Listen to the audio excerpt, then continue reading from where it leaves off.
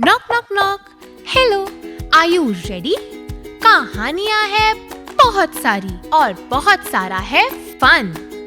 ये है टाइम मस्ती का, तो रन रन रन रन। आओ खेले गेम्स, जमकर होगी मस्ती और कोई नहीं रोकने वाला, क्योंकि ये है मस्ती की पाठशाला। आप सबका पीएमसी हिंदी के शो मस्ती की पाठशाला में वेलकम वेलकम वेलकम। मैं आपकी दोस्त और होस्ट शुभांगी लेकर आई हूँ फिर से एक नई कहानी नई सीख के साथ। कभी ना कभी हम सबके साथ जाने या अनजाने में जब हमसे कोई गलती हो जाती है, हम उस गलती को छुपाने के लिए अपने दोस्त पे उस गलती का इल्ज़ाम लगा देते हैं। या जब कभी हमें स्कूल में कोई प्रोजेक्ट मिलता है एक टीम के साथ करने का, और वो प्रोजेक्ट अगर अच्छा नहीं हो पाता, तो हम कभी ना कभी अपने टीचर को उस प्रोजेक्ट का अच्छा ना होने का कारण अपने फ्रेंड्स को दे देते हैं, अपने टीम मेंबर्स को दे देते हैं। और हम कहते हैं कि मैंने तो अच्छा किया है, पर ये जो प्रोजेक्ट जो अच्छा नहीं हुआ वो शायद इसकी वजह से हुआ है। और हम अपनी गलतियों को छुपा लेते हैं कि हमारी कोई गलती पकड़ नहीं सकता। पर आप बताइए, क्या ऐसा करना ठीक है कि कोई हमारी गलती ना पकड़ पाए पर हम किसी और पे अपनी गलती का इल्ज़ाम लगा दें?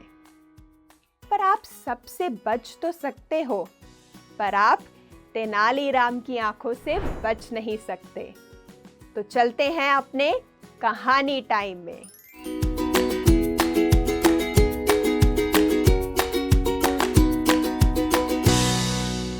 कृष्णदेव राजा अपने दरबार में बैठे हुए थे और तभी वहां पर एक चरवाहा आया जो बकरियों को चराता था। और उसने कहा कि महाराज, मेरे साथ बहुत गलत हुआ है, मेरे साथ बहुत नाइंसाफी हुई है, आप इसका इंसाफ करिए। ये सुनकर राजा को लगा, ठीक है, क्या हुआ, तुम अपनी पूरी बात बताओ, क्या हुआ तुम्हारे साथ? तो चरवाहा ने कहा कि जहाँ मैं रहता हूँ उसके पास जो मेरा पड़ोसी है, मेरा नेबर है, उसकी दीवार ढह गई है, गिर गई है, और उस गिरने के कारण मेरी बकरी उस दीवार के नीचे आ गई और बकरी मर गई है। तो इसके लिए मुझे हर जाना चाहिए, मुझे कुछ पैसे चाहिए जो दीवार गिरने से मेरी बकरी मर गई है उसके लिए। तो ये बात जब राजा सुनते हैं तो राजा को लगता है कि सही है, इसको पैसे मिलने ही चाहिए क्योंकि इसका नुकसान हो गया है। पर जैसे ही राजा कुछ कहने लगते हैं, तेनालीराम वहां पर खड़े हो जाते हैं और कहते हैं, रुकिए महाराज, रुकिए, पहले पूरी बात का पता तो करिए कि इसमें किसका दोष था।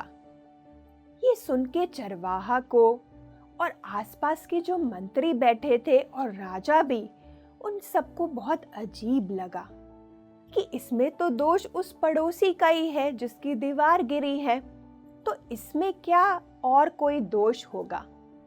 पर तेनालीराम को राजा पूछते हैं कि तुम्हें क्या लगता है तेनालीराम कि कौन दोषी है?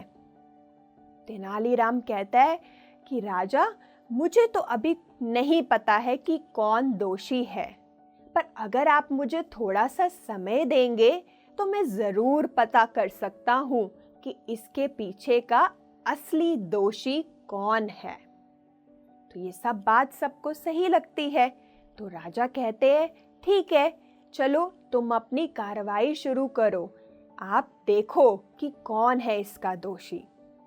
तो जब तेनालीराम अपनी कार्रवाई शुरू करते हैं तो वो सबसे पहले बुलाते हैं उस पड़ोसी को जिसकी दीवार गिरी थी, और पड़ोसी को बुलाकर पूछते हैं कि तुम इस चरवाहे को पैसे दो क्योंकि उसका नुकसान हुआ है, उसकी बकरी मर गई है। पर ये बात सुन के जो पड़ोसी होता है वो तो कहता है, मैं नहीं हूँ इसका जिम्मेदार, मैंने कोई दोष नहीं किया, मैं कोई दोषी नहीं हूँ, ये मेरी वजह से नहीं हुआ है। तो तेनालीराम कहते हैं कि फिर किसकी वजह से हुआ है? वो कहते हैं कि जिसने दीवार बनाई है दोषी तो वो है, तो आप उन्हें बुलाइए और उनसे पैसे लीजिए। ये बात तेनालीराम को ठीक लगती है कि भाई जिसने दीवार बनाई है उसी का ही दोष है। तो वो बुलाते हैं उस मिस्त्री को कि जिसने दीवार बनाई होती है। तो वो मिस्त्री भी तेनालीराम के पास आता है और मिस्त्री को वही तेनालीराम कहते हैं कि इसको पैसे दो तुम। पर मिस्त्री भी अपना दोष नहीं मानता। वो कहता है, मेरा कोई दोष नहीं है, ये तो दोष है उन मजदूरों का जिन्होंने वो सीमेंट का घोल बनाया था, जिसकी वजह से दीवार कमजोर दीवार बनी है, तो मैं नहीं हूं दोषी। तो फिर तेनालीराम को लगता है कि ये तो सही कह रहा है मिस्त्री, मुझे तो उन मजदूरों को बुलाना चाहिए। फिर क्या होता है, मजदूर को बुलाया जाता है, मजदूर आते हैं और मजदूरों को भी सारी कहानी बताते हैं तेनालीराम। पर मजदूर भी कहाँ अपना दोष मानते हैं। उन्होंने भी यही कहा कि हम दोषी नहीं हैं, ये तो वो एक मजदूर है जिसने वो घोल बनाया था सीमेंट का, वो है दोषी, आप तो उसे जाकर पकड़िए। तो फिर दोबारा से तेनालीराम उस एक मजदूर को बुलाते हैं जिसने वो घोल बनाया था सीमेंट का, और वो आता है। वो भी फिर से वो ही दोहराता है कि मैं तो दोषी नहीं हूँ, ये तो जब मैं पानी का घोल बना रहा था, दोषी तो वो इंसान है जिसने मुझे बड़ा बर्तन दे दिया जिसमें मैंने घोल बनाया था। तो उस बड़े बर्तन की वजह से मुझे पानी ज़्यादा लेना पड़ा और घोल कमज़ोर बन गया। ये सुन के तेनालीराम को लगता है कि हाँ भाई, दोष तो अब उसी इंसान का है जिसने ये बर्तन दिया था। तो वो उससे पूछता है कि बताओ कि ये बर्तन तुम्हें किसने दिया? कह रही, ये बर्तन तो मुझे वो चरवाहा जो साथ में रहता था उसी ने तो ये बर्तन दिया था। और जब चरवाहा ये बात सुनता है तो उसका मुंह लटक जाता है और वो समझ जाता है कि ये तो मेरे से ही गलती हो गई है। तो तेनालीराम कहते हैं कि देखो कहाँ से दोष शुरू हुआ, गलती शुरू हुई, तुमसे ही शुरू हुई और एंड में भी तुम पर ही खत्म हुई, तो तुम ही इसके दोषी हो। तो ये सुनकर चरवाहा चुपचाप वहां से चला जाता है। तो दोस्तों, हम भी अपनी लाइफ में यही करते हैं।